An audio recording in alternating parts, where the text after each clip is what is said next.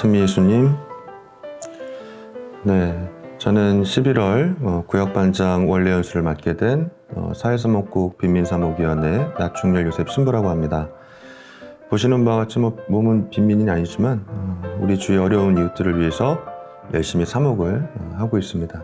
코로나로 인해서 언택트라고 하는 비대면이 일상화되어 버린 요즘인데요.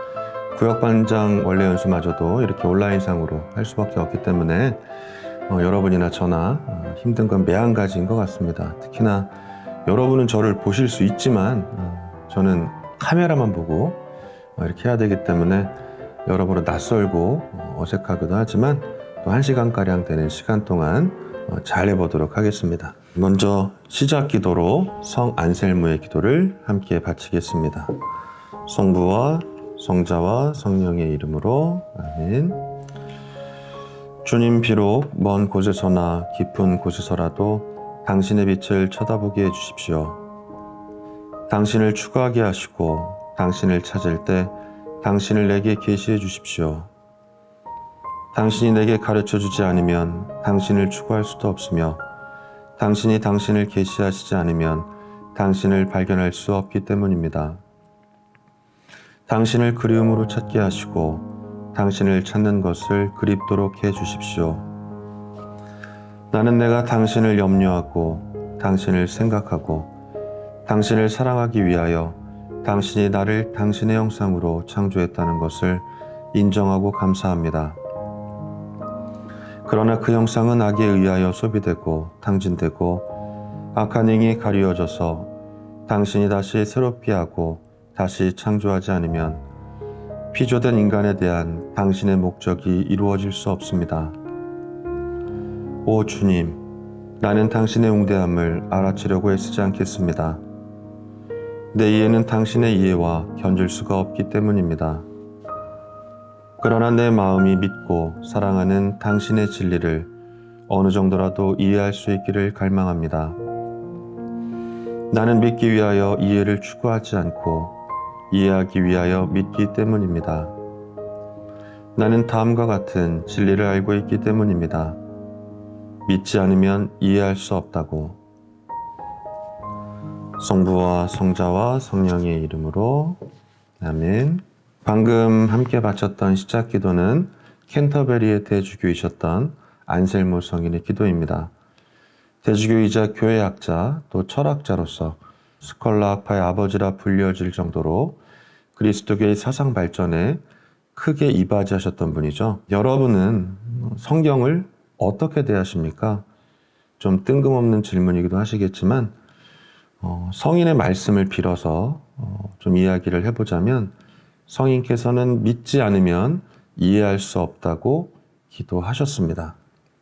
만약에 우리가 믿음으로 성경을 대하지 않는다면 성경은 그저 조금 따분하지만 재미있는 소설책이나 또 공부를 위한 도구가 될 위험이 있습니다. 또 성경의 내용이 사실인가 아닌가 이것만을 따지다 보면 성경의 참된 의미를 알 수 없습니다.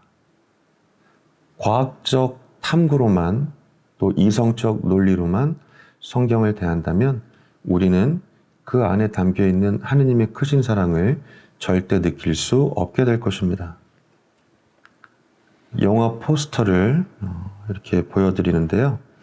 리들리 스콧이 감독하고 또 크리스찬 베일이 주연한 영화 엑소더스 신들과 왕들을 보면 스펙타클한 웅장한 그런 장면들이 많이 나옵니다. 물론 이 영화를 안 보신 분들도 다른 영화들이죠. 10개라든지 이런 이집트 탈출과 관련된 그런 영화들을 보신 분들은 아마 아실 겁니다. 그렇다면 여러분들은 이 내용들을 믿으십니까? 여기서 홍해를 갈랐냐 안 갈랐냐 이것은 중요하지 않습니다.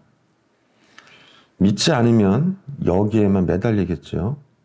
하나님께서 이스라엘 백성의 울부짖음을 들으시고 또 그들의 고통을 보시고 그들을 이집트에서 구원하셨다는 것, 이것이 중요한 것이죠. 이 안에서 드러나는 구원하시는 또 불가능한 것을 가능하게 하시는 하느님의 힘과 또 이스라엘 백성에 대한 끝없는 사랑을 우리는 믿음으로 성경을 바라볼 때 이해할 수 있고 또 그 참된 의미를 발견할 수 있게 되는 것입니다. 오늘 여러분들과 함께 할 주제는 이스라엘의 광야 생활입니다. 지난 시간 파스카에 대해서 다들 배우셨을 겁니다. 기억나시죠? 하나님께서 이스라엘을 구원하시기 위해서 10가지 재앙을 내리셨습니다. 그림에서 보시는 바와 같이 강물을 피로 물들게 한다든가 또 메뚜기 떼의 어떤 습격을 통해서 이집트에게 고통을 주시던가 이런 재앙들을 내리셨는데요. 하지만 파라오는 재앙이 거칠 때마다 마음을 바꾸고 이스라엘 백성을 풀어주지 않았습니다. 이렇게 완고했던 파라오의 마음을 돌리게 했던 것은 마지막 10번째 재앙인 이집트의 모든 마지를 치신 재앙입니다. 이스라엘 백성만이 모세를 통한 하느님의 지시로 문설주의 어린 양의 피를 바름으로써 그 재앙을 피할 수 있었습니다. 그리고 탈출이 시작되었죠. 하느님께서 이스라엘 백성을 이집트로부터 탈출시키신 그 이유는 무엇일까? 바로 탈출기 3장 7절에서 8절 말씀에 잘 드러나 있습니다. 나는 이집트에 있는 내 백성이 겪는 고난을 똑똑히 보았고 작업 감독들 때문에 울부짖는 그들의 소리를 들었다. 정녕 나는 그들의 고통을 알고 있다. 즉 하나님께서는 이스라엘의 고난을 두 눈으로 보셨고 또 울부짖는 그들의 소리를 두 귀로 들으셨고 또 그들의 고통을 이미 알고 계셨기 때문에 이스라엘 백성을 모세를 통해서 이집트로부터 구원시켜내신 그런 사건이 바로 출애굽이라는 것을 우리는 알 수 있습니다. 그렇다면 이집트를 탈출한 이스라엘 백성의 광야의 여정은 어땠는가? 가운데 있는 부분이 시나이 반도인데요. 좌측 윗부분을 보시면 수콧이란 부분이 있을 겁니다. 13장 20절을 보시면 수콧을 떠나 에탐에 진을 쳤고 14장 2절을 보시면 믹돌과 바알츠포나 바다 사이에 있는 피하히롯 앞에 진을 쳤다는 것. 그 부분이 바로 수콧의 그 윗부분, 북쪽에 해당되는 부분이고요. 그 이후부터는 그 시나이 반도 지도를 보시면 좌측편 위에서 아래로 이렇게 이동하는 것을 볼 수 있는데요. 탈출기 15장 22절, 23절을 보시면 갈대바다와 수르광야, 마라를 지났고 또 15장 27절에서는 엘림의 진을 쳤고요. 16장 1절을 보시면 엘림과 시나이산에 있는 신광야에 그리고 17장 1절을 보시면 르피딤의 진을 치게 됩니다. 그리고 시나이 반도 지도 맨 하단을 보시면 빨간 점으로 표시되어 있는 부분이 있는데요. 그것이 바로 시나이산이죠. 그래서 19장 1절 또 2절을 보시면 시나이 광야에 진을 쳤고 또 시나이산에서 하느님과 계약을 맺는 그 과정을 우리가 알 수 있습니다. 오늘 이 시간에는 이스라엘의 광야 생활을 다룸에 있어서 이집트에서 이스라엘 백성이 탈출하는 그 시기부터 시나이 산까지의 여정을 집중적으로 살펴볼까 합니다. 그 이유는 1시간이라는 시간 안에 우리가 40년이라는 그런 어떤 광야 생활 전체를 다루기가 힘이 들고 또 탈출기 19장부터 또 레위기 전체, 민수기 처음 10장을 보시면 거의 대부분이 이스라엘이 시나이산에 머물면서 하느님과 계약을 맺는 내용들을 다루게 되죠. 그리고 탈출기 21장을 보시면 계약의 책 내용들, 그 안에 실린 계약과 법규들의 내용이 계속 이어지게 됩니다. 그래서 그런 부분들을 이 시간에 다루기보다는 가장 중요한 그 세 번째 이유가 되는 광야 생활 안에서 하느님께서 어떻게 이스라엘 백성을 이끄셨는지, 이스라엘 백성이 체험한 하느님 그 전체적인 의미를 우리가 아는 것이 더 중요하기 때문에 시나이산에서의 계약까지 우리가 다룬다는 것을 좀 이해해 주셨으면 좋겠습니다. 먼저 광야는 이스라엘 백성에게 있어서 어떤 의미를 지니고 있는지 살펴보도록 하겠습니다. 보시는 사진은 사막 사진인데요. 사막은 생명이 살아 숨쉴 수 없는 끝없이 펼쳐진 모래 언덕뿐이라는 그 사실을 사진을 통해서도 여러분들이 보실 수 있습니다. 물론 오아시스가 있기는 합니다만 끝없이 모래 언덕이 펼쳐진 그런 생명이라고는 찾아볼 수 없는 그런 땅이라는 것을 여러분들이 사진을 통해서도 보실 수가 있고요. 물론 이 광야라는 것이 사막과 비슷하지만 그 광야는 되게 건조하고 사람이 살기 힘든 그런 불모의 땅을 의미하기도 합니다. 하느님께서 약속하신 그런 어떤 축복과 생명의 땅과는 대비되는 그런 어떤 개념으로서 좀 끔찍한 사진이기는 합니다만 죽음과 저주의 땅이라는 그런 부정적 의미를 지니고 있죠. 그래서 이스라엘 백성은 무려 40년이라는 긴 시간 동안 광야에서 생활을 하게 됩니다. 근데 광야는 여러분들도 익숙하게 아시는 그런 장소죠. 마태복음 4장을 보시면 예수님께서 40주야를 단식하시면서 악마의 유혹을 받으시는 장면을 보실 수가 있는데요. 예수님께서는 그 시련을 이겨내시고 하느님의 나라를 선포하시게 됩니다. 그래서 광야는 단순히 죽음과 저주의 땅만이 아니라 무언가를 새롭게 변화시키는 그런 하나의 훈련 과정으로도 우리가 볼 수 있게 되는 것이죠. 이스라엘 백성은 광야 체험을 통해서 그곳이 더 이상 시련의 땅이 아니라 하느님께 대한 믿음을 성숙시키고 하느님의 현존과 그분의 사랑을 깊이 체험하는 은총의 땅으로 여기게 됩니다.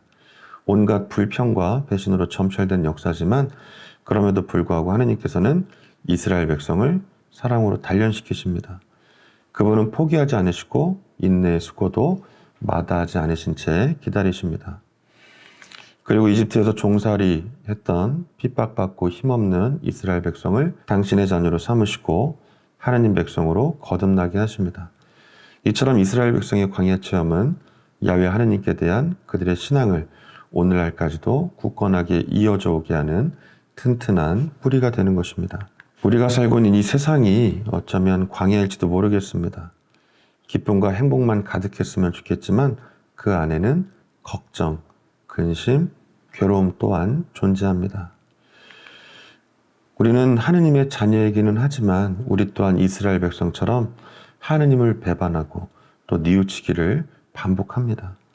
그리고 하느님의 뜻이 아닌 내 뜻이 이루어지기를 바라는 마음으로 내가 원하는 대로 되지 않으면 하느님의 존재에 대해서 의심하기까지 합니다.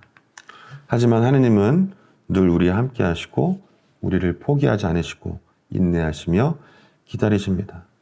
그분은 오히려 우리를 사랑으로 단련시킨다는 것을 이스라엘 백성의 광야 생활을 통해서 발견할 수 있게 되실 겁니다.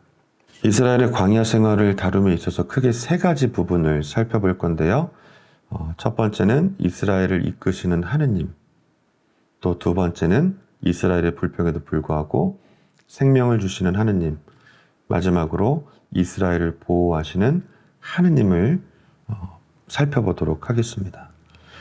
먼저 이스라엘을 이끄시는 하느님을 보면 아브라함의 하느님, 이삭의 하느님, 그리고 야곱의 하느님. 창세기 28장 13절을 보시면 야곱이 에사우를 피해서 하란으로 가는 도중에 베텔에서 꿈에 주님의 환시를 보게 됩니다. 이때 하느님께서는 야곱에게 나는 너의 아버지 아브라함의 하느님이며 이삭의 하느님인 주님이다 라고 말씀을 하십니다. 과거의 하느님이 아니라 하느님께서는 조상 대대로 앞으로도 늘 언제나 함께 하시는 하느님이라는 그런 의미죠. 그래서 하느님께서는 믿음의 성조인 아브라함에게 약속을 하십니다. 밤하늘의 별처럼 셀 수 없을 만큼 내 민족을 크게 번성시켜 주시겠다는 그런 약속을 해주게 되시죠. 이 모든 것은 다 하느님의 이끄심이었습니다. 그리고 이제 하느님께서는 이집트에서 종살이하던 당신 백성의 울부짖음을 들으시고 모세를 택하셔서 그들을 이집트에서 구원시키십니다. 이집트에서의 탈출 사건은 하느님의 연준을 깊이 체험하는 은총의 시간이었습니다. 그분께서는 언제나 이스라엘 백성과 함께 하셨습니다. 야훼 하느님께서는 당신 백성을 잊지 않으셨습니다. 오히려 하느님을 잊은 건 이스라엘 백성이었습니다. 하지만 그들 조상 대대로 이어져온 야훼 하느님께 대한 신앙은 고통과 시련 속에서 다시금 그들을 일깨우게 되죠. 우리를 구원해 주실 분은 야훼 하느님 한 분뿐이시다. 하느님께서는 종살이하던 이스라엘 백성을 앞장서시며 수르, 신, 르피딘 광야를 거쳐 시나이 광야에 이르기까지 험난한 여정을 친히 인도하십니다.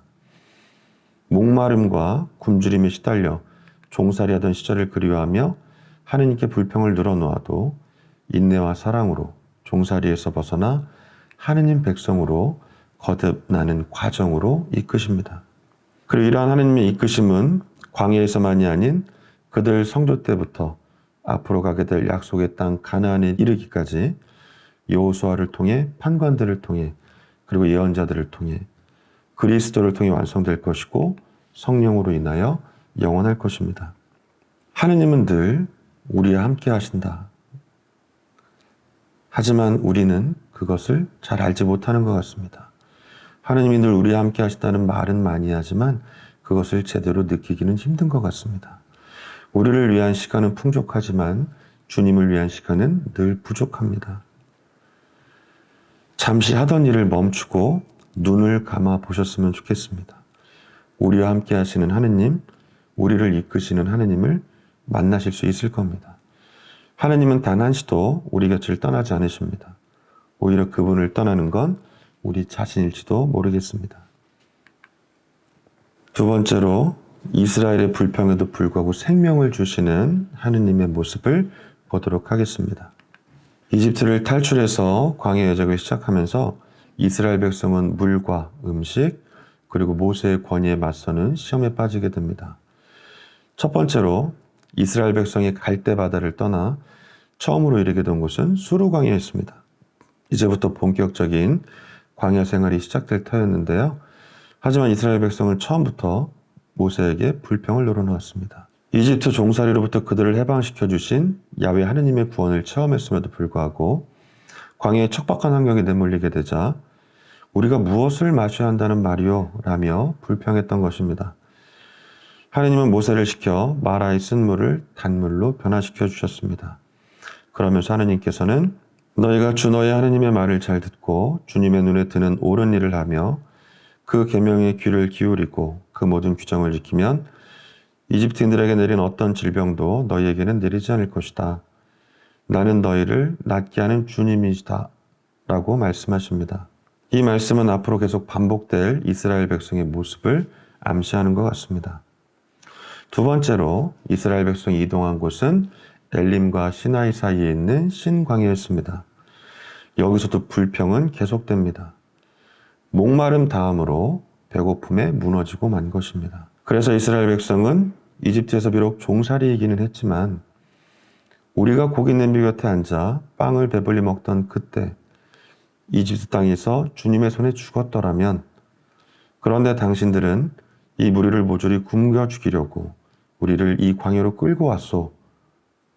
아주 배은망덕의 극치를 보여주게 되죠. 하지만 하느님께서는 땅에서는 만나를 하늘에서는 메추라기를 내려주셔서 이스라엘 백성을 배불리 먹이십니다. 네, 세 번째로 이스라엘 백성은 마사와 무리바로 알려진 르피딤에 이르러 목마름에 지쳐 그만 모세의 권위에 대해서 불평하며 문제를 제기합니다. 17장 3절을 보시면 어쩌자고 우리를 이집트에서 데리고 올라왔소. 우리와 우리 자식들과 가축들을 목말라 죽게 하려고 그랬소. 이스라엘 백성의 맞섬에 대한 모세의 부르짖음을 들으시고 하느님께서는 모세를 시켜 호렙의 바위를 쳐서 그들의 갈증을 해결해 주셨습니다. 모세를 향한 이스라엘 백성의 불평은 결국 야훼 하느님께 대한 불평이었습니다. 이것은 단지 이스라엘 백성만의 모습은 아닙니다. 우리 자신도 하느님을 믿고 따르고 섬긴다고는 하지만 일상생활 안에서 내게 어려움이나 시련이 닥친다면 하느님께 의지하기보다는 나에게 왜 이런 고통을 주시냐고 따지며 불평을 늘어놓는 경우가 많습니다. 우리가 하느님께 받은 은총을 기억한다면 오히려 이 위기가 더 큰 은총을 위한 하나의 과정이라는 것을 이해할 수 있을 것입니다. 네, 보시는 사진은 이번에 미국 대통령으로 당선된 조 바이든의 집무실 사진인데요. 좌측 빨간 그 선 안에 있는 곳을 보시면 작은 액자가 눈에 띄실 겁니다. 그 액자를 확대하면 바로 이런 두 컷짜리 만화가 나오는데요. 그 만화를 보시면 그 바이킹이 풍랑에 이제 배가 좌초될 위기에 놓이자 하늘을 향해서 왜 나여야만 하는가라고 따져 묻습니다. 그랬더니 하늘에서 왜 안 되는데, 왜 너이면 안 되는데 라고 오히려 반문하는 만화인데요. 사실 그 조 바이든 대통령은 첫 번째 부인을 잃고 또 심지어 사랑하는 첫째 아들마저 병으로 하늘로 떠나보낼 수밖에 없는 슬픈 그런 근심에 빠졌던 적이 있었습니다. 가톨릭 신자이기는 하지만 자신에게 그러한 고통이 계속되자 하느님을 원망하면서 신앙을 포기하고 싶은 그런 마음도 있었다고 합니다. 하지만 저 2컷짜리 만화를 보면서 생각을 달리하게 됐다고 이야기를 하는데요. 고통은 왜 나에게만이 아니라 누구에게나 주어질 수 있다는 것입니다. 그럼 가장 중요한 것은 그 고통을 어떻게 바라볼 것이냐. 고통을 고통으로만 받아들인다면 그냥 그 자리에 주저앉아 버리고 말 것입니다. 그리고 오히려 불평하면서 왜 나에게만 이런 고통이 주어졌냐고 이야기를 할 것입니다. 하지만 그 고통이 어떤 의미인지를 우리가 생각해 볼 수 있는 조금의 여유를 가져볼 수 있다면 그것은 나를 주저앉히고 쓰러뜨리는 것만이 아닌 나를 더욱더 강하게 하고 나를 꿋꿋하게 일어설 수 있게 하는 힘을 우리에게 준다라는 것을 한편으로 이해할 수 있다는 것이죠. 그래서 고통은 어떻게 바라보느냐에 따라서 그 고통을 이길 수 있는 사람과 이기지 못하고 주저앉은 채 모든 사람을 탓하고 원망하는 그런 어떤 삶을 살아갈 수밖에 없는 그런 두 부류로 나눌 수 있다는 것을 이 경우를 통해서 알 수 있게 되는 것입니다. 세 번째는 이스라엘을 보호하시는 하느님의 모습을 볼 수 있는데요. 탈출기 15장 8절부터 16절을 보시면 이스라엘 백성과 아말렉 족이 르피딤에서 싸움을 벌이는 그런 장면을 볼 수가 있는데요. 아말렉 족의 침입에 맞서 하느님께서는 이스라엘 편이 되어주셔서 이스라엘을 보호해 주시는 모습을 보여주고 계십니다. 모세는 아론과 후르를 데리고 높은 곳에 올라서 모세가 손을 들면 이스라엘이 우세하고 모세가 손을 내리면 아말렉이 우세하는 그런 모습을 보면서 하느님께서 함께 계신다면 함께 계실 때와 그렇지 않으실 때 우리의 운명이 어떻게 달라질 수 있는가를 보여주고 있습니다. 하느님은 언제나 든든하게 우리를 모든 위험으로부터 보호해 주시는 그런 하느님이시라는 사실을 이 짧은 이야기를 통해서도 우리가 알 수 있게 되는 것입니다. 광야 생활의 정점이라도 할 수 있는 시나이 산에서의 계약을 살펴보도록 하겠습니다. 보시는 사진은 이제 하느님께서 주신 십계명판을 들고 있는 모세의 사진인데요. 아까 지도를 통해서 제가 자세하게 설명은 못 드렸습니다만 이집트를 탈출하고 이스라엘 백성의 이동 경로는 어찌 보면 목적지라고 할 수 있는 곳은 바로 시나이 산이었습니다. 그 시나이 산에서 하느님은 이스라엘 백성과 계약을 맺게 되시죠. 근데 사실 고대 근동의 그 계약의 본래 의미는 히브리어 어원에서도 나타나고 있지만 족쇄 또는 사슬을 의미합니다. 하지만 성경에서는 두 주체 사이의 구속력을 갖는 온갖 협정을 의미하기도 하고요. 그리고 하느님과 이스라엘 백성 사이의 특별한 약조를 의미하기도 하는데 이 계약은 어찌 보면 주정관계의 모습처럼 보일 수도 있지만 계약의 체결 과정을 보시면 그것이 아니라는 것을 우리가 알 수 있습니다. 계약의 체결 과정이 어떻게 이루어지느냐, 그 과정은 하느님께서 모세에게 말씀하시고 모세는 그런 하느님의 말씀을 이스라엘 백성에게 전하고 또 이스라엘 백성은 모세를 통해 전달받은 하느님의 말씀에 동의를 함으로써 동의라는 것이 물론 그 뜻을 같이 한다는 말도 있지만 그렇게 살겠다는 어떤 일종의 다짐을 의미하기도 하는데요. 그런 동의의 과정을 거쳐서 이 계약이 성립된다는 것을 알 수 있습니다. 그래서 19장 8절을 보시면 계약 체결을 준비하는 그 과정 안에서 모세가 이스라엘 백성에게 하느님의 말씀을 전했을 때 이스라엘 백성은 이렇게 이야기를 합니다. 주님께서 이르신 모든 것을 우리가 실천하겠습니다 라고 이야기를 하는 것이죠. 그래서 우리가 좀 생각을 해보자면 하느님의 사랑은 일방적인 것이 아니라 늘 우리들의 응답을 바라시는 상호작용을 한다는 것을 이해할 수 있으실 겁니다. 그럼 이 계약의 핵심 내용은 어떤 것일까? 탈출기 19장 4절부터 6절을 보시면요. 너희는 내가 이집트인들에게 무엇을 하고 어떻게 너희를 독수리 날개에 태워 나에게 데려왔는지 보았다. 이제 너희가 내 말을 듣고 내 계약을 지키면 너희는 모든 민족들 가운데에서 나의 소유가 될 것이다. 그리고 너희는 나에게 사제들의 나라가 되고 거룩한 민족이 될 것이다. 라고 말씀하십니다. 즉 이제는 이스라엘 백성은 하느님의 백성, 자녀로서 그분의 사랑받는 존재가 된다는 것이고 그분께서 내려주신 계명과 법규들은 그 사랑의 관계를 유지하기 위한 우리를 구속하는 족쇄나 올가미가 아니라 우리를 오히려 더 자유롭게 만들 수 있는 사랑의 계약, 사랑의 계명, 사랑의 법규들이라는 것을 우리가 발견할 수 있게 되는 것입니다. 우리 자신도 하느님과 계약을 맺었죠. 세례 때 맺은 계약입니다. 우리는 세례를 통해서 하느님의 자녀로서 새로운 이름을 부여받고 또 사제직, 예언직, 왕직에 참여하게 됩니다. 그리고 하느님을 따르기 위해서 악마의 모든 유혹을 끊어버립니다 라는 큰 소리로 다짐을 했었고 한 분이신 하느님을 믿는다는 믿습니다 라는 또 열의에 찬 그런 응답으로 또 우리는 하느님께 약속을 했습니다. 여러분들 각자 세례받으신 지 얼마나 지나셨는지 모르겠지만 우리가 세례 때 했던 그 열정에 찼던 큰 목소리로 외쳤던 끊어버립니까? 믿습니다. 그리고 사제직, 예언직, 왕직을 위해서 우리가 얼마나 많은 노력을 기울이고 있는지 다시 한 번 더 생각해 볼 필요가 있는 것 같습니다. 여기서는 우리들의 일상적인 삶과 관련해서 10계명에 대해서 한번 살펴보도록 하겠습니다. 먼저 첫 번째로 한 분이신 하느님을 흠숭하여라. 니케아 신경에서도 가장 먼저 이렇게 시작을 하죠. 한 분이신 하느님을 저는 믿나이다 라고 시작을 하는데요. 탈출기 20장 2절 3절을 보시면 하느님께서는 이렇게 말씀하십니다. 나는 너를 이집트 땅 종살이던 집에서 이끌어낸 주 너의 하느님이다. 너에게는 나 말고 다른 신이 있어서는 안 된다. 이렇게 말씀을 하셨고 또 사실 결혼을 앞두고 또 입시를 앞두고 취업을 앞두고 가장 많이 붐비는 곳이 있습니다.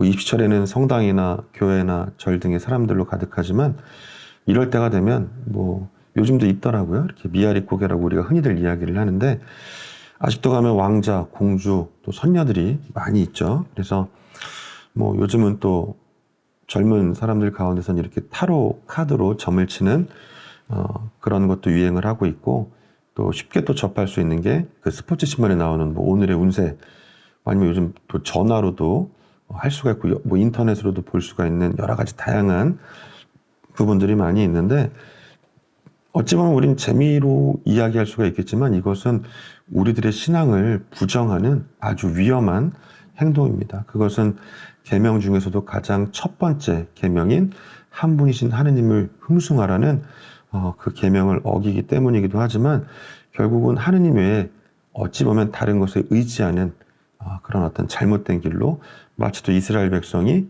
우상숭배에 빠졌던 그런 모습과 별반 다를 바가 없다는 것입니다. 그래서 재미삼아 본다고는 하지만 이것이 얼마나 위험한 것인지 경각심을 가질 필요가 있으실 것 같아요. 그래서 전 농담이긴 합니다만 이제 주의하도 점 보신 거를 제 앞에서 스스럼 없이 말씀하시는 분들이 많이 계셔서 다음에 점 보러 가실 때는 저랑 꼭 좀 같이 가자고 이렇게 말씀을 드려요. 그래서 내가 점집 문 앞에 있을 테니까 궁금하신 거 있으면은 점 실컷 다 보시고 궁금한 거 해소하시고 오시면 제가 바로 성사를 드리겠다고 이렇게 우스갯소리로 말씀을 드리기도 하는데요.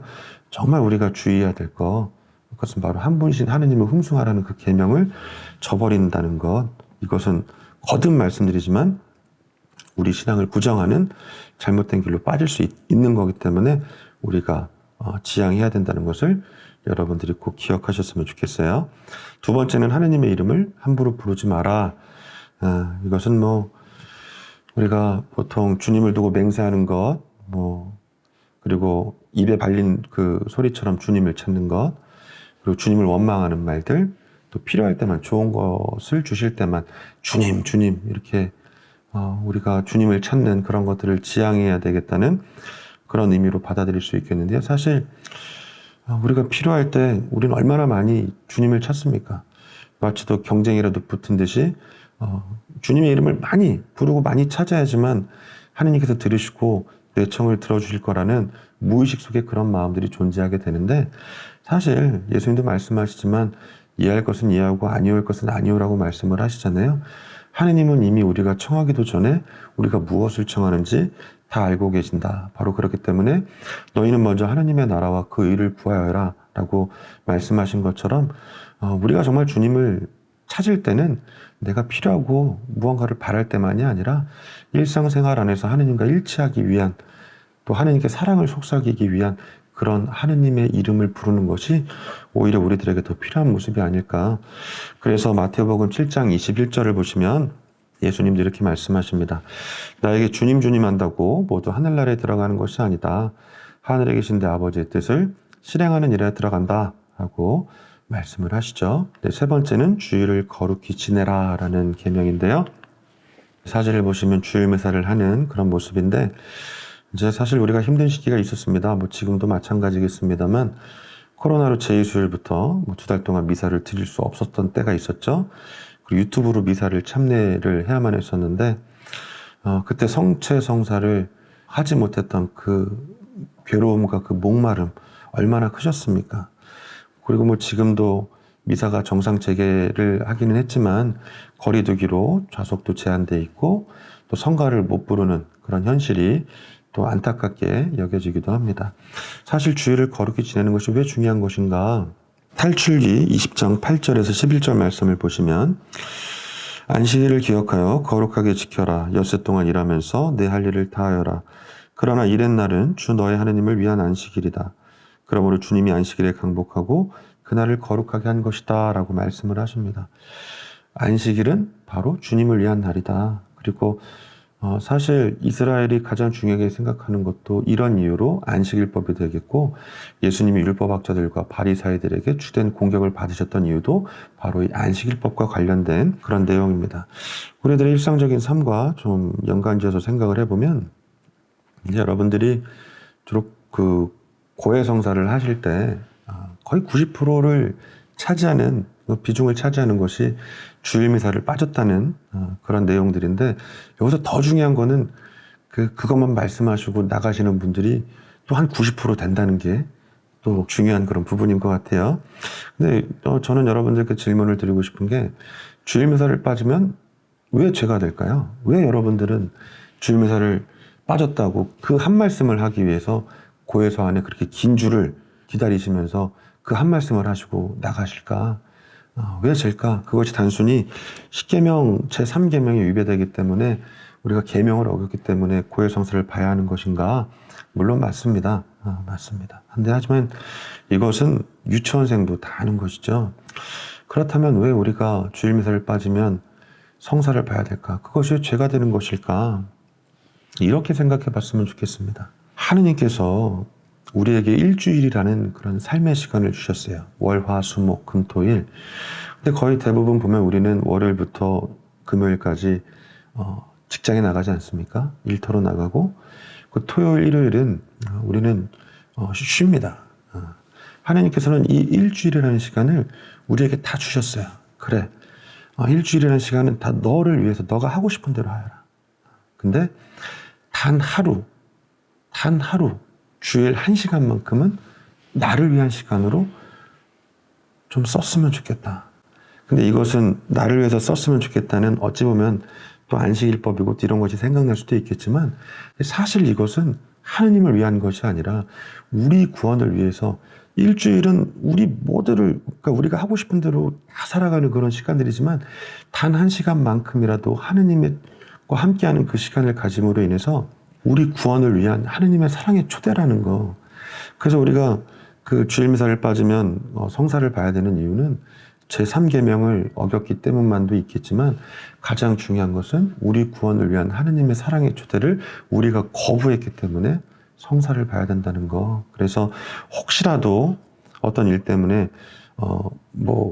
토요 특전이나 새벽 미사나 아니면 밤 9시 미사를 참여할 수 있는데도 불구하고 힘드니까, 지치니까, 어려우니까 좀 빠질까? 지난주도 빠졌으니까 어차피 성사 봐야 되는데, 이렇게 생각하시는 분들에게는 오히려 더 힘들어도 미사를 내가 가야겠다라는 그런 굳은 마음, 결의를 다짐을 할 수 있는 데 도움이 좀 되지 않을까 그런 생각을 해보게 됩니다. 우리를 사랑으로 초대하시는 하느님께 주저하지 마시고 고민하지 마시고 그냥 뛰어가시면 될 것 같아요. 저 그림처럼. 네 번째는 부모에게 효도하라는 그런 계명입니다. 이 사진을 보시면 화기애애하죠. 근데 마르코복음 7장 10절을 보시면 예수님 뭐라고 말씀하시냐면 너희는 누가 아버지나 어머니에게 제가 드릴 공양은 코르반 곧 하느님께 바치는 예물입니다 하고 말하면 된다고 한다. 그러면서 아버지나 어머니에게 더 이상 아무것도 해드리지 못하게 한다. 그냥 코르반이라고 얘기하면 다 되는 거예요. 그래서 예수님은 그런 어떤 그 당대 이스라엘 사람들의 불효하는 그런 마음을 보시면서 이런 말씀을 하셨는데 사실 우리도 마찬가지인 것 같습니다. 뭐 저 같은 경우도 뭐 한 달에 한 번, 두 번 꼭 집에 가려고, 그러니까 본가에 가려고 노력을 하고 뭐 매월 또 생활비를 보내드리고 하는데 저 역시도 그런 것 같아요. 코르반, 내가 할 바는 다 했다. 내가 이렇게 열심히 부모님 그래서 한 달에 한두 번 꼭 찾아뵈려고 노력하고 식사하려고 노력하고 매월 꼬박꼬박 생활비 보내드리고 또 전화 연락도 드리고 이러니까 다 할 바를 한 것이 아닌가 무의식 속에 그런 게 있나 봐요. 근데 이렇게 어머니랑 통화할 때나 또 집에 가서 또 부모님 뵙고 할 때는 내가 더 자주 하지 못한 것에 대한 그런 후회들을 안고 매번 돌아오게 됩니다. 또 이렇게 고해성사를 드릴 경우에 보면 어떤 분들이 불효에 대한 그런 말씀들 부모님을 잘 찾아뵙지 못하고 연락을 자주 못 드린다고 이렇게 말씀들을 많이 하시는데 저는 그럴 때 이제 보석으로 그런 걸 많이 드려요. 보석으로 구해서 나가시자마자 부모님께 바로 전화하시라고 그런 보석을 드리기도 하는데 사실 어찌 보면 너무나 쉬운 건데 우리가 그걸 너무나 또 어렵고 또 좀 부모님들께는 죄송한 말씀이지만 그렇게 하는 거를 수고롭다라고 생각을 하기 때문에 더 적극적이지 못하고 그냥 우리들의 삶에 집중하게 되고 부모님은 좀 어느 순간부터 내 자신이 자라면서 내 마음은 1번이었지만 어느 순간부터 2번, 3번, 4번 자꾸 이렇게 순위가 밀려나가게 되는 것은 아닌가. 효도라는 것은 바로 우리가 부모님께로부터 받은 것을 그저 되돌려 드리는 것뿐이라는 거 우리가 기억하시면 더 좋을 것 같습니다. 5번째 계명은 사람을 죽이지 마라. 영화 살인의 추억인데요. 뭐 예전 역사적으로 보면 이제 그 종을 한번 생각해 보시죠. 그러면 이제 종이 주인의 소유물로 취급되었기 때문에 뭐 성서 시대나 또 우리 어떤 지나온 역사 시대나 마찬가지로 살인이 암묵적으로 뭐 허용되던 단순히 어떤 종에 대한 경우뿐만 아니라 일반적인 사람들 사이에서도 뭐 눈에는 눈, 이에는 이하는 식으로 이렇게 서로 폭력을 주고받다가 살인까지 이루어지게 되는 그런 경우들이 많이 있었습니다. 근데 저는 여기서 좀 말씀을 드리고 싶은 게 우리가 이제 좀 폭력에 대해서 좀 한번 생각을 해봤으면 좋겠어요. 폭력이라는 것은 그림에서도 보시듯이 어떤 육체적으로 가하는 폭력 많이 아프죠. 그리고 그런 일이 일어나서도 안 되겠지만 근데 육체적인 폭력은 시간이 지나면 흉터가 남습니다. 흉터가 남지만 그래도 상처는 아물게 마련입니다. 근데 저는 오늘 좀 중요하게 이 사람을 죽이지 말아라는 이 계명과 관련해서 여러분들에게 드리고 싶은 말씀은 바로 이 언어 폭력입니다. 언어 폭력은 평생 갑니다. 그리고 심할 경우 그 사람을 죽음으로 내몰기도 하죠. 예를 들이지 않더라도 여러분들 최근까지도 악플에 시달리다가 스스로 목숨을 끊은 그런 연예인들의 이야기도 많이 보실 거예요. 우리가 무심코 내뱉은 말이지만 그 말이 그 사람에게는 평생 상처가 돼서 시간은 많이 지나갔지만 바로 지금 다시 그 고통이 내게 이루어지는 것처럼 정말 괴롭게 살아가는 사람들이 너무나 많아요. 그런 분들을 만나서 이렇게 이야기를 할 때마다 참 가슴이 아픈데 그렇기 때문에 여러분들 말이라는 것은 항상 우리가 신중해야 된다. 한번 말하기 전에 먼저 더 생각해보고 좀 더 우리가 신앙적으로 생각해보면 어떤 상황에서는 정말 예수님이시라면 어떻게 말씀하셨을까? 신앙인이라면 내가 어떻게 이야기를 해야 될까라고 또 이렇게 좀 생각을 해보면 더 좋지 않을까라는 그런 생각이 들기도 합니다. 네, 6번째 계명은 간음하지 말라는 그런 말씀입니다. 근데 우리가 흔히 간음하면은 뭐 저는 이 드라마를 안 봤습니다만 아무튼 어떤 육체적인 간음만을 우리가 생각하기 쉬워요. 근데 가장 중요한 것은 영적인 간음입니다. 하느님을 믿는다고 하면서 두 마음을 품는다는 것 자체가 간음하는 것과 마찬가지다. 그래서 하느님을 믿는다고는 하지만 세상의 힘에 기대어 살고, 특히나 이제 성당 안에서 그런 게 제일 위험한데, 특히 사목할 때도 우리가 하느님의 말씀이 앞서지 않고 그것이 중심이 되지 않고 그냥 행사화돼 버리면 그 안에 하느님은 계시지 않아요. 그리고 오히려 예산만 필요하게 되고 그 예산을 마련하기 위해서 또 다른 부분을 줄이게 되고, 정말 우리가 무언가 교회 안에서 하느님을 위한 일을 할 때는 그것이 행사를 할지라도 행사로 바라보는 것이 아니라 정말 하느님을 위한 일을 하는구나. 그렇다면 예산을 걱정하기보다 그 행사가 잘 되고 성대하게 어떤 결과를 내야 된다라고 하는 것보다도 오히려 그 하느님 말씀에 따라서 이루어지는 그런 일들을 체험하시게 될 거예요. 특히나 이 강의를 들으시는 우리 구역장 반장님들 같은 경우 행사 준비 많이 하시지 않습니까? 저도 이제 성탄이나 부활 이런 거 준비하다 보면 신경 쓰이는 게 많아 보여요. 정작 내가 지금 준비해야 되는 건 예수님의 탄생과 또 예수님의 순환과 죽음과 부활을 묵상하면서 준비를 해야 되는데, 그 모든 것이 끝나면 그냥 허탈해지는 거죠. 아, 끝났구나 라는 생각. 그리고 또 막 뭐 초등부나 중고등부나 여러 가지 행사들이 있지 않습니까? 또 우리 구역장 관장님들은 또 성탄이나 이제 부활 때 또 준비하실 게 너무나 많은데, 성사표부터 시작을 해가지고, 근데 그런 것들을 내가 왜 하는지, 그리고 어떤 목적으로 하는지, 하느님을 위해서 모든 것을 하는 것이다. 이것을 우리가 생각하지 않으면 자꾸 다른 것에 의지하고 기댈 수밖에 없다는 거. 그래서 예수님도 말씀하시잖아요. 제가 얘기가 조금 옆으로 좀 세긴 했습니다만, 하느님이냐 만몬이냐, 두 주인을 함께 섬길 수 없다는 거. 그래서 여러분들 영적인 간음을 항상 우리가 주의해야 된다는 거 기억하셨으면 좋겠고요. 7번째 계명은 도둑질하지 마라. 근데 이것은 단순히 물건을 훔치는 것에만 국한된 것이 아닙니다.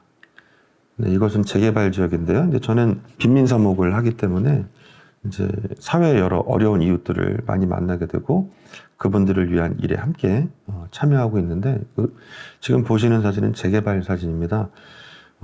솔직히 이제 빈민사목위원회 그 5개의 선교본당들도 옛날에 재개발 지역에서 주거권 투쟁을 함께 하면서 그곳에 본당을 세웠는데, 없는 이들의 어떤 권리라는 것도 우리가 생각해 볼 수 있는 부분인데, 그것을 그냥 어떤 대책이나 이런 거 없이 그냥 빼앗아 간다면, 그리고 기존에 뭐 단순히 세입자 분들 뿐만 아니라 집을 가지고 계신 분들도 정당하게 그것이 해결이 되지 않고, 정말 뭐 이런 말씀을 드리면 좀 그렇긴 합니다만 헐값에 강제 수용되는 그런 부분들도 많이 계시거든요. 그러면은 내가 정말 수십 년 동안 살아온 삶의 터전인데 그것을 이제 재개발이라는 이유만으로 어쩔 수 없이 떠날 수밖에 없는 그런 어떤 모습들도 어찌 보면 우리가 그 안에서 정당한 절차와 어떤 합의가 이루어지지 않은 그런 부분이라면 그렇게 남으로부터 권리나 행복을 뺏는 그런 것이 되어 버릴 수밖에 없는 거고, 그것도 어찌 보면은 그 영적인 마음을, 남의 행복을, 남의 기쁨을 앗아가는 그런 또 도둑질이 되지 않을까. 이런 부분은 오해하실 수 있는 그 소지가 조금 있을 수도 있겠지만, 그런 차원으로도 우리가 좀 바라볼 수 있다는 거 넓게 좀 바라보셨으면 좋겠어요. 그리고 8번째는 거짓 증언을 하지 마라. 사실 거짓 증언이라고 이야기를 하는데 이 세상에서 가장 재밌는 말이 바로 남 얘기입니다. 그래서 이러쿵 저러쿵 이랬대 저랬대. 시간 가는 줄도 모르죠. 근데 정말 재밌습니다. 저도 이렇게 남 얘기를 가끔 이렇게 하게 되는데, 근데 중요한 거는 뭐냐면 이렇게 남 얘기를 하다 보면 얘기가 계속 전달된 거잖아요. 그러면 결국 변질되게 마련입니다. 그러다 보면 그 사람은 그런 사람이 아닌데 어느 순간 우리가 말한 사람으로 되어 있어요. 그래서 우리가 남에 대한 얘기는 항상 주의하고 경계해야 된다. 만약에 역지사지란 말이 있듯이 남이 나에 대해서 그런 얘기를 한다는 것을 알게 될 때 기분이 어떻겠습니까? 우리 거짓 증언을 하지 말라는 거, 내가 본 거 아니면, 내가 겪은 거 아니면 되도록이면 남에 대한 말에 있어서는 우리가 주의를 기울일 필요가 있다가 아니라 주의를 기울여야 한다는 것을 좀 기억하셨으면 좋겠어요. 그리고 거짓말은 또 다른 거짓말을 낳게 된다는 거, 결국 종잡을 수 없을 정도로 커진다는 거 여러분들 항상 기억하셨으면 좋겠습니다. 진실은 드러난다라고 써있죠. 그 무엇으로도 가릴 수 없다. 언젠가는 다 드러난다는 거 기억하시면서 거짓말을 하기보다는 뭐 지금 당장은 조금 부끄럽겠지만 오히려 진실을 말함으로써 우리가 좀 더 자유로운 마음으로 살아갈 수 있었으면 좋겠습니다. 그리고 9번째, 10번째 계명은 남의 아내를 탐내지 말라, 남의 재물을 탐내지 말라라는 내용인데 공통적으로 좀 탐내지 마라라는 그런 부분에 좀 초점을 맞추고 싶습니다. 우리가 탐을 내는 이유는 남과 나를 비교하는 데서부터 시작되는 것이 아닌가 하는 생각이 듭니다. 나도 이미 충분히 가지고 있는데 자꾸 남의 것을 보면 우리 속담에도 그 남의 떡이 더 커 보인다는 속담이 있잖아요. 그러다 보면은 내가 가진 것에 만족을 못합니다. 나도 이미 가지고 있음에도 다른 사람께 더 좋아 보이고 다른 사람께 더 커 보이고 그러다 보면 결국은 내가 가진 거는 아무것도 없다. 나도 이미 충분히 행복한 삶을 살아가고 있음에도 행복하지 않다라고 이렇게 느끼면서 착각이죠. 이렇게 느끼면서 살아갈 수밖에 없는 것 같아요. 우리가 이렇게 탐을 내는 이유는 어디에 있을까? 감사하지 못하기 때문입니다. 그래서 늘 감사하는 삶을 사셨으면 좋겠어요. 탐내는 것과는 좀 거리가 있는 내용이지만 감사와 관련돼서 좀 말씀을 드리자면 여러분들 오늘 아침에 알람 소리에 맞춰서 눈을 뜨셨을 거예요. 그리고 오늘 뭐 평소 일어나는 시간에 일어나시고 식사하시고 출근하시는 시간에 출근하시고 또 하루 이렇게 일들을 쭉 시작을 하실 텐데 오늘이 당연한 겁니까? 라는 그런 생각입니다. 오늘이 과연 당연한 것일까? 하느님께서 내게 이 하루를 선물로 주시지 않았다면, 나에게 생명을 주시지 않았다면 오늘 하루는 결코 나의 시간이 될 수 없는 겁니다. 근데 우리는 그 시간들을 너무나 당연하게 생각해요. 그래서 똑같은 하루가 계속해서 반복된다고 생각을 합니다. 하지만 오늘을 살아본 사람은 아무도 없습니다. 우린 계속 살아가고 있는 중입니다. 그러다 보면 오늘은 어제와 분명 다릅니다. 내일도 다를 것이고. 그리고 더 중요한 것은 오늘 하느님께서 우리에게 삶을 또 선물로 주셨는데, 그죠? 그래서 오늘 하루가 우리 것이 됐는데 내일은 아직 장담할 수가 없습니다. 그러면 오늘 하루가 우리들의 삶인데 이 안에서 화나는 게 솔직히 무슨 소용이 있고 더 갖는 게 무슨 소용이 있겠습니까? 오히려 늘 감사하는 마음으로 살아간다면 우리가 좀 더 하느님 말씀에 귀 기울이고 하느님 말씀 중심으로 살아갈 수 있게 되고, 그리고 불평, 불만보다는 우리가 모든 것에 감사하는 그런 마음으로 살아갈 수 있지 않을까 하는 그런 생각이 드는 것 같아요. 자꾸 남의 것을 볼 수밖에 없는 그런 뭐 상황들일 수도 있겠지만 남의 것을 보기 전에 먼저 내 것을 보고 나에게 그 모든 것을 주신 하느님께 감사하는 마음을 좀 가진다면 우리가 좀 뭐 어쩔 수 없이 탐낼 수밖에 없는 상황이 온다 할지라도 그래도 좀 흔들리지 않고 우리의 어떤 영적인 무게중심을 잘 지켜나갈 수 있지 않을까 하는 그런 생각이 듭니다. 그래서 뭐 여러분들 그 10계명에 대해서 뭐 이미 다 잘 알고 계시겠지만 좀 그 의미에 대해서 한번 우리들의 현실적인 삶과 연결지어서 좀 말씀을 드려봤고요. 그 다음 이렇게 하느님께서는 이스라엘의 어떤 그 광야 생활을 통해서 이스라엘을 이끌어 주시고 불평 불만에도 불구하고 생명을 주시고 또 이스라엘을 보호해 주시고 그들과 사랑의 기약을 맺어 주셨습니다. 하지만 또다시 이스라엘은 하느님을 배반하게 됩니다.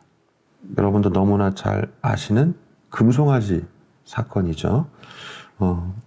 그 모세가 그 시나이산으로 산속으로 하느님의 말씀, 그 계약을 위해서 40일 동안 머무는 그 시간을 기다리지 못하고 이스라엘 백성은 모세의 형인 아론을 추동해서 모든 금부치들을 걷어서 그들을 이끌어줄 신인 금송아지를 만들게 됩니다. 그래서 탈출기 32장 1절을 보시면 이렇게 이야기를 하죠. 일어나 앞장서서 우리를 이끄실 신을 만들어 주십시오. 우리를 이집트에서 데리고 올라온 저 모세라는 사람은 어떻게 되었는지 모르겠습니다. 가장 중요한 거, 하느님은 늘 우리와 함께 계시고 또 우리를 사랑으로 초대하시는 그런 계약을 맺어주셨는데 이스라엘 백성은 그 순간을 기다리지 못하고 또다시 하느님을 배신하는 그런 모습을 보여주고 있습니다. 근데 사실 이런 이스라엘 백성의 모습은 우리 자신들의 모습과도 다를 바 없이 비슷한 그런 모습을 보이는 것 같습니다. 우리 자신도 어찌 보면 이스라엘 백성이 계속해서 시나이산 계약 이후에서 또 똑같은 모습을 보이지만 계속 하나님을 배반하고 또 뉘우치고 용서를 받고 또다시 또 그 하나님을 배반하고 뉘우치고 용서받고 이런 과정들이 되풀이되거든요. 우리 자신들도 고해성사를 보다 보면 계속해서 반복되는 그런 잘못들이 있을 거예요. 계속해서 반복되는 그런 잘못들, 우리 자신이 어떤 잘못을 지었는지 성찰하고 그 잘못을 보면서 마음 아파하는 그런 통회의 과정을 거치고 또 그런 과정들 속에서 다시는 이런 잘못을 짓지 않겠다는 그런 어떤 마음을 바로잡는 정결하는 그런 과정들, 어찌 보면 그런 과정들이 잘 이루어지지 않고 우리가 고해성사를 하기 때문에 계속 반복되는 모습들도 있을 것이고 또 어찌 보면 나에게 습관처럼 남아있는 것들이 있기 때문에 또 계속 반복되는 그런 모습들을 보이게 되는 것 같습니다. 사실 시나이 계약 이후에도 똑같이 반복되는 그런 이스라엘의 모습들, 물론 이제는 계약을 통해서 계약의 궤가 앞장서고 또 성막 지성소를 통해서 하느님께서 늘 이스라엘 진영 안에 영하시면서 현존하시면서 이스라엘을 보호해 주시는 그런 모습들을 우리가 계속해서도 볼 수 있는데 계속 반복되는 그런 삶 속에서 우리가 좀 알 수 있는 한 가지 사실, 그리고 또 그 이스라엘의 광야 생활 전체 그 과정에서 알 수 있는 중요한 사실은 그럼에도 불구하고 우리를 사랑하시는 하느님의 모습이 아닌가 하는 생각이 듭니다. 렘브란트의 저 돌아온 탕자의 비유처럼 늘 언제나 끊임없이 우리를 기다리고 계시는 하느님, 하느님은 우리를 벌하시고 심판하시기보다는 우리를 늘 언제나 사랑으로 이해하시고 용서하시고 기다려주신다는 그 사실을 우리가 늘 기억을 해야 될 것 같아요.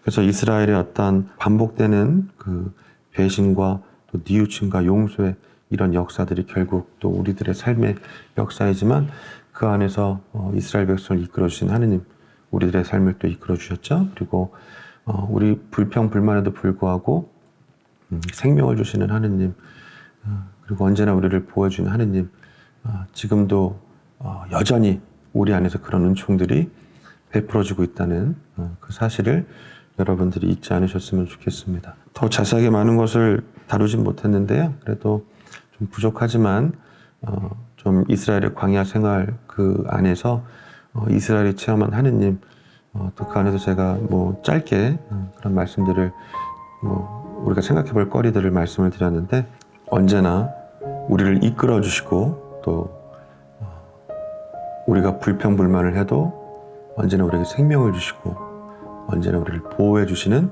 그런 하느님이시라는 사실을 이스라엘의 그 광야 생활을 통해서 우리가 알 수 있는 그런 시간들이었던 것 같습니다. 많이 부족한 강의이기는 하지만 끝까지 들어주셔서 감사드리고요. 정말 중요한 것은 우리들의 삶 자체가 비록 광야라고 여겨질지라도 그 안에서 하느님은 언제나 우리와 함께 하신다는 그 사실을 기억하셨으면 좋겠습니다. 우리 구역장 또 반장님들, 하느님께서 우리 구역장 반장님들을 통해서 당신의 일을 하신다는 그 사실 기억하시면서 여러분들이 얼마나 소중하고 고귀하고 또 중요한 존재이신지를 또 늘 잊지 않으셨으면 좋겠고요. 언제나 묵묵히 또 하느님을 위해서, 교회를 위해서 애써주시는 여러분 모두에게 진심으로 감사의 인사를 드립니다. 네, 그럼 마친 기도로 성 아우구스티노의 기도 마치겠습니다. 성부와 성자와 성령의 이름으로 아멘. 힘 자라는 데까지, 임께서 주신 힘 자라는 데까지 힘을 두고 저는 물었습니다. 믿는 바를 이치로 알고 싶어서 따지고 따지느라 있었습니다. 이미시여 저의 하느님이시여 제게는 둘도 없는 희망이시여 제 간청을 들어주소서. 힘을 두고 묻는데 지치지 않게 하소서. 임의 모습 찾고자 늘 몸달게 하소서. 힘을 주소서. 임을 알아뵙게 하신 이미 없기에 갈수록 더욱 알아뵙게 되리라는 희망을 주신 이미 없기에 임 앞에 제 강함이 있사오니 임 앞에 제 약함이 있사오니 강함은 지켜주소서. 약함은 거들어 주소서. 임 앞에 제 알미 있사오니 임 앞에 제 물음이 있사오니 임께서 열어주신 곳에 제가 들어가거든 맞아주소서. 임께서 닫아거신 곳에 제가 두드리거든 열어주소서. 임을 생각하고 싶습니다. 임을 이해하고 싶습니다. 임을 사랑하고 싶습니다. 이 모든 염원을 제 안에 키워주소서. 임께서 저를 고쳐놓으실 때까지, 고쳐서 완성하실 때까지. 성부와 성자와 성령의 이름으로 아멘.